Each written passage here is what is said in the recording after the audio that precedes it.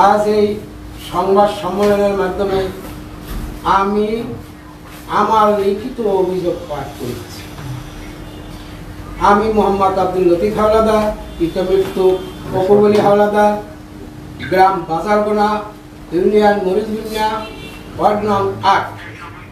আমি একজন গরিব কৃষক। কৃষিকাজ করে আমার সংসার মোটামুটিভাবে চললেও আমার 2 ছেলে আলমামুল ও আশাবু মোটর সাইকেল ভাড়ায় চালিয়ে জীবিকা অর্জন করে এবং আমার সংসারের আর্থিক সহায়তা করে।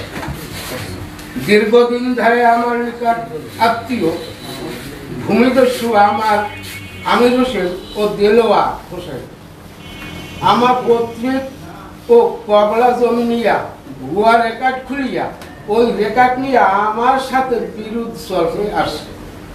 এটা সম্পূর্ণ আদালতের বিচার বিষয়। প্রিয় সাংবাদিক বন্ধুরা, আপনারা জানেন গত 5ই আগস্ট বৈষম্য বিরোধী ছাত্র আন্দোলনে দেশের পরিবর্তন হয়। এই ধারাবাহিকতায় জমি নিয়ে পূর্ণ শত্রুতার প্রতিশোধ নিতে গত 6ই আগস্ট অনুমান রাত 8:30টার দিকে পটুয়াখালী জেলা কৃষক দলের সভাপতি মনিরুজ্জামান টিটুর লোকজন ও তার পেটোয়া বাহিনী আমার বসত ঘরে দুয়ার ভাঙ্গিয়া অনধিকার প্রবেশ করে।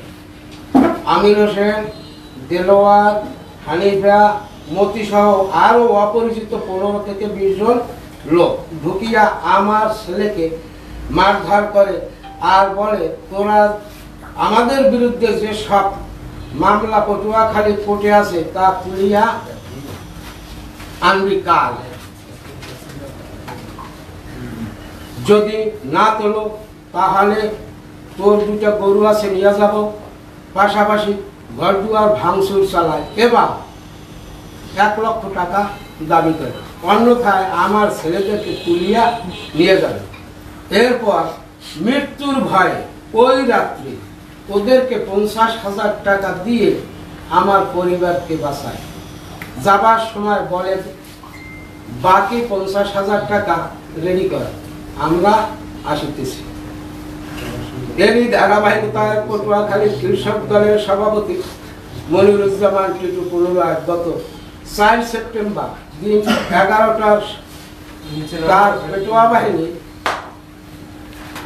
আমির হোসেন, দেলোয়ার, হানিফা, মতি, হকুফা পাশাপাশি আমার ভাতিজা শহীদুলের জমিও দখল করে।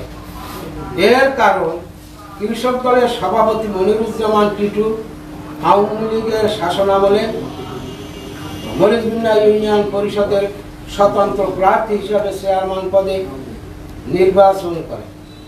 তখন আমরা নাকি তাকে ভোট দিই এবং তার বিরোধিতা করি। এর পরিপ্রেক্ষিতে টিটু ও তার লোকজন দিয়ে এই পেটোয়া বাহিনী দিয়ে আমার বাড়িঘর ভাঙচুর করা এবং সন্ত্রাসী লিলিয়ে দেয়। আমার কর্তৃপক্ষের সাথে এক হয় ধানি জমি দখল করে। প্রিয় সাংবাদিক বন্ধুরা, দেশের পরিস্থিতি খারাপ থাকায় আমি কোথাও অভিযোগ দিতে পারিনি। এ পর্যন্ত 2বার বাড়িঘর ভাঙচুর চালায়। এখন আমার পরিবার নিয়ে আমি ঘুমাতে পারি না। এমতো অবস্থায় টিটুর সন্ত্রাসীরা এই ধরনের কর্মকাণ্ডে এলাকায় থমথম বিরাজ করছে এবং আমিও আমার পরিবার ভয়ে দিন যাপন করছি। তারা যে কোনো সময় যে কোনো অবস্থায় আমাকেও আমার ছেলেদেরকে খুন সহ মিথ্যা মামলার হুমকি দিয়ে বেড়াচ্ছে। প্রিয় সাংবাদিক বন্ধুরা, আপনাদের মাধ্যমে আমি ও আমার পরিবারে তারেক জিয়া ও প্রধান উপদেষ্টা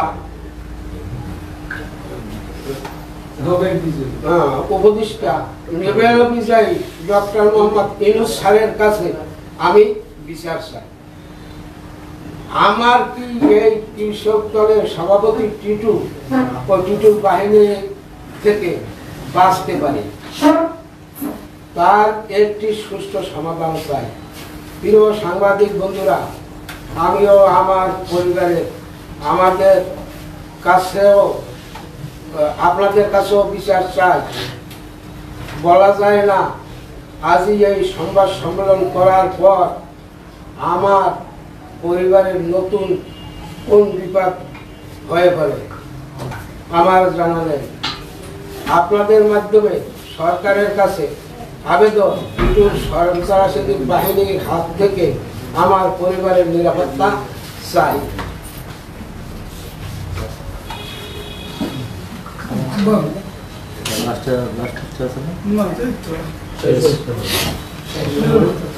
সদস্যবৃন্দ, আপনারা ইতিমধ্যে লিখিত বক্তব্য শুনলেন। যদি এই লিখিত বক্তব্যের মধ্যে থেকে কোনো বিষয় জানার থাকে তাহলে প্রশ্ন করতে পারেন। যিনি সংবাদ করছেন তিনি উত্তর দিলেন। এই যে টিটু সাহেব যেহেতু জেলা কৃষক দলের সভাপতি না সাধারণ সম্পাদক বলবেন, তিনি এই দল কোন স্থানীয় সরকার নির্বাচনে অংশগ্রহণ করেনি, তো এর পরও কি তার পদ বহাল আছে? আপনি ভুল তথ্য দিচ্ছেন না সঠিক দিচ্ছেন? তার পদ বহাল আছে কিনা আমি জানি না, কিন্তু সে ওই বলে বলিয়ার হয়ে এই এলাকায় চলে। এই আপনার বিষয়টা জেলা বিএনপি জানে? জেলা বিএনপির নেতৃবৃন্দ জানে? জেলা বিএনপি নেতৃবৃন্দের কাছে আমি গেছিলাম,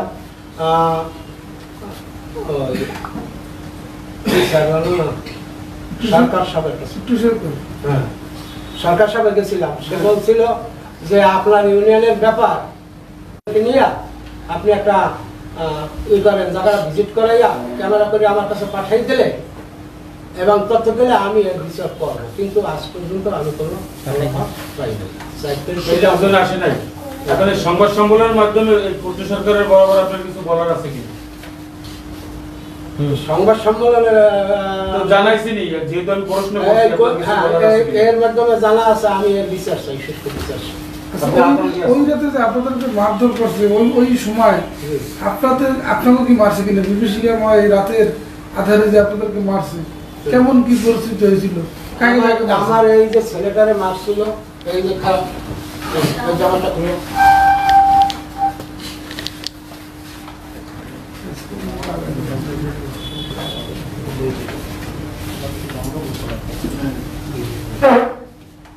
এই ছেলেটাকে এই মারছিল, এই একটা কোপ দিছিল, বুঝিয়ে গেছে, এই একটা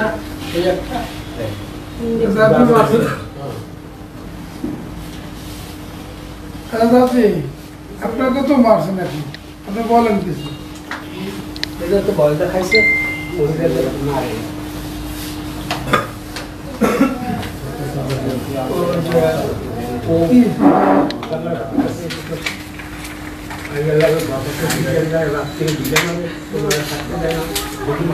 বলছে না পারলে খাওয়া, কিন্তু বলছিলেন আপনি যে দরকারি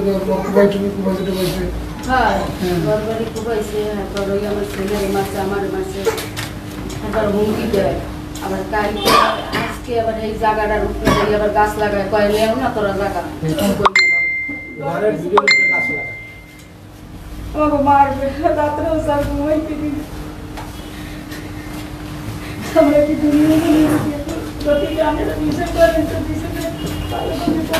আচ্ছা, আমরা একটা জিনিস জানতে পারলাম যে এই যে টিটুর স্ত্রী শিরিন, তিনি নাকি আপনার ভাগ্নি হয়। আসলে বিষয়টা একটু খুলে বলবেন কিনা? কিরকম কি?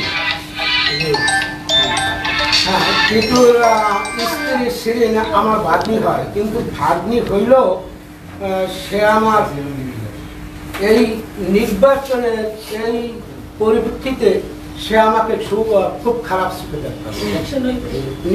নির্বাচনের পর থেকে সে আমাকে আমার ওই যে দেলোয়ার আর আমির হোসেন আছে না, এদেরকে লিলিয়ে দিয়া এদের মাধ্যমে মারধর করে। আপনাদের আর কিছু বলার আছে? আপনাদের জানার আছে? আপনাদের যে মারধর করা হয়েছে এরপরে আপনারা কি কোনো হাসপাতাল বা কোথাও কোনো চিকিৎসা নিয়েছিলেন? প্রথমবার যখন এই ছেলেটাকে কোপাইছে, এটার পটুয়াখালী সদর হাসপাতালে ভর্তি ছিল 18 দিন না 22 দিন, সঠিক আমি মনে নাই, কিন্তু সেই মেডিকেলের সার্টিফিকেট আছে এবং সেইখানে কেসে ওইটা আছে হ্যাঁ মামলা করে আছে, সেই করে ওরা চার্জশিট দিচ্ছে। আর 6 তারিখ যখন আপনাদের বাসায় প্রথম হামলা চালায় তখন তো থানা পুলিশ ছিল না। থানা পুলিশ নাই, কোর্ট নাই, কোনো সরকারি কোনো তো কিছু নাই, তো আমি তো বিচার যাবো আল্লাহর কাছে বিচার দিয়েই ওই গাছের তলায় তলায় আর কি। আচ্ছা, আপনারা কি এই বিষয়গুলো আইনগত ব্যবস্থা মামলা করছে? মামলা করছেন? না, এই বিষয়ে এই যে এখন বর্তমানের এই যে 5ই আগস্ট থেকে এ পর্যন্ত আমি কোনো মামলা করিনি। তো কেন করেন না সেটা? আমি মামলা করবো কেমন করে? মামলা করতে তো আমাকে যাইতে দেয় না, টিটু পেটোয়া বাহিনী। আজকে আপনি এখানে কিভাবে আসলেন? আজকে আসছি তো একটা গোপন ভাবে আর কি। গোপন ভাবে এতদিন গেল 5 তারিখ থেকে, এর মধ্যে আপনি থানায় অভিযোগ করতে পারলেন না, মামলা করতে পারলেন না। এরা আপনি বিচার করবে কি? এই জায়গা ধরে কইছেন এরা কি এরা বিচারের মালিক? সাংবাদিকদের কাছে বললে কি হবে যদি বিষয়টা আপনি থানা বিষয়টা পুলিশ থানা- ব্যবস্থা না নেয়? সেখানে তো সাংবাদিকদের আসলে করার কিছুই থানা থাকে পুলিশ না। করবে কি না? থানা পুলিশের ব্যাপারে এই লাইভ কেটে দেন। ত্রিপল নাইনে এই ছেলে ত্রিপল নাইনের কন্ডিশন আছে স্যার, আমাদের বাড়ি বা বাইকে ফেলা টিটু